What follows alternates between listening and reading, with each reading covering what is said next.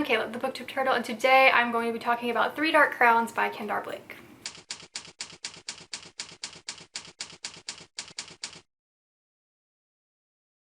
So this book is what I think is the first in a 5-book series, and it's fantasy. It's also really dark and twisted.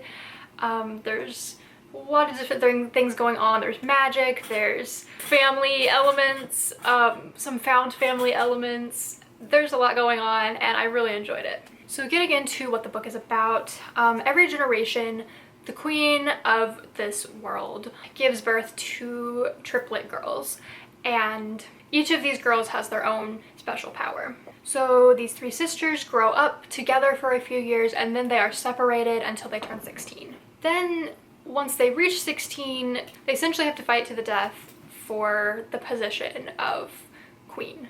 So already from that, like, I'm sure you can tell that it's kind of a brutal book and concept. So we move between the 3 sisters. We see from all 3 of their point of views. So we have Catherine, who is a poisoner.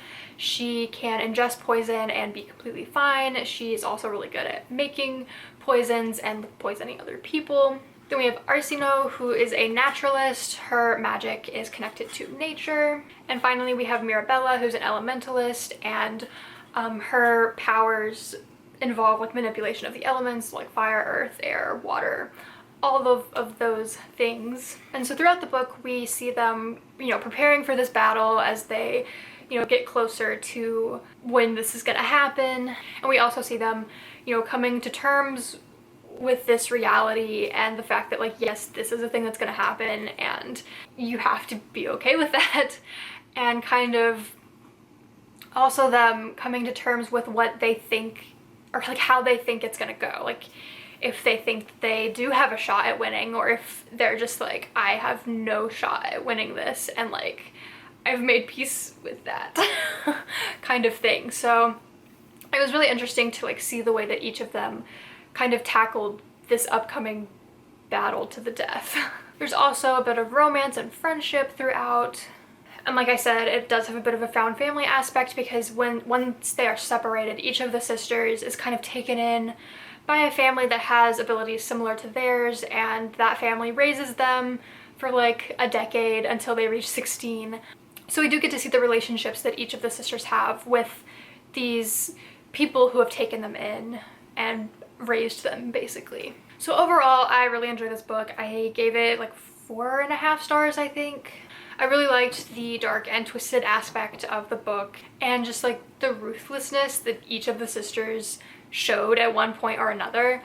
It was just really interesting to see the way that they thought about things and handled what they knew was inevitable.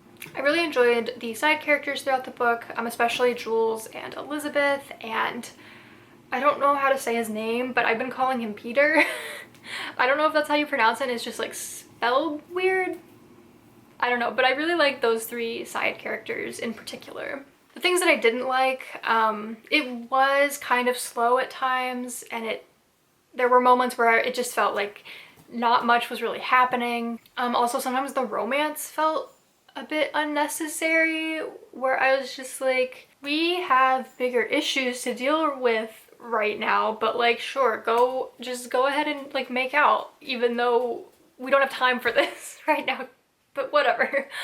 So yeah, that was like kind of irritating sometimes, because I was just like, can we focus on the important things right now and not your relationship? But the book kind of leads up to the battle. Like the battle, like, I guess technically starts at the end of the book, which I'm assuming means that the battle itself is going to be in book 2, and like the focus for book 2. But because of that, there's not really a lot of action in the book. It's a lot more of like politics and the girls' training and the teenage drama, and not as much on like the action side of things.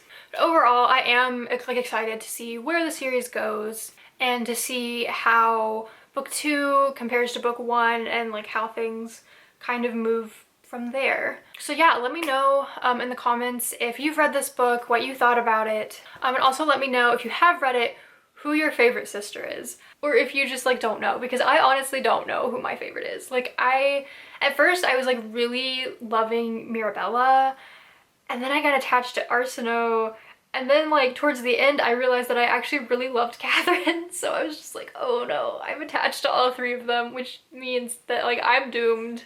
Definitely let me know if like what your thoughts are if you've read the book, or if you are planning to eventually read the book. And if you like this video, be sure to like, comment, and subscribe.